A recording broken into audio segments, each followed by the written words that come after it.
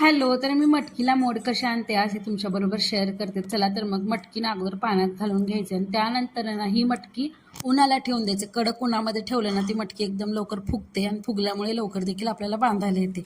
त्यामुळे सकाळी मी ही मटकी पाण्यात टाकली होती आणि थोडं ऊन पडल्यानंतर त्याला मी उन्हात ठेवून दिली. त्यानंतर मस्त अशी मटकी आपली फुगली होती. तर त्यानंतर मी 4-5 वाजता ना मटकीला ना कपड्यामध्ये बांधून ठेवलं होतं, कारण मटकीला ओव्हरनाईट जर कपड्यामध्ये बांधून ठेवले ना छान असे मोड येतात आणि एकदम हलकी हलकी आपली मटकी देखील बनते. तर तुम्ही देखील नक्की ना असं एकदा ट्राय करून बघा, तर नक्कीच तुमच्या देखील मटकीला असे मोड येईल. तर ओव्हरनाईट मटकी इथे मी बांधून ठेवली होती. किती छान इथे मोड आले होते बघा. जास्तीचा वेळ आणखीन ठेवला तर आणखीन सुद्धा मोड येतील. तर मी सकाळी घेतले होते भाजी बनवायला. तर त्याची ना हिरव्या मिरचीची तर मी भाजी केली होती. छान अशी उसळ बनवली. आमच्या इकडे मटकीची उसळ म्हणतात, तर ती बनवली. त्यानंतर ना मला घराची साफसफाई करायची होती, कारण पाडवा जवळच आला आहे. तर ह्याचा देखील ना मी व्हिडिओ लॉंग यूट्यूबवरती अपलोड करायला नक्की ना बघा.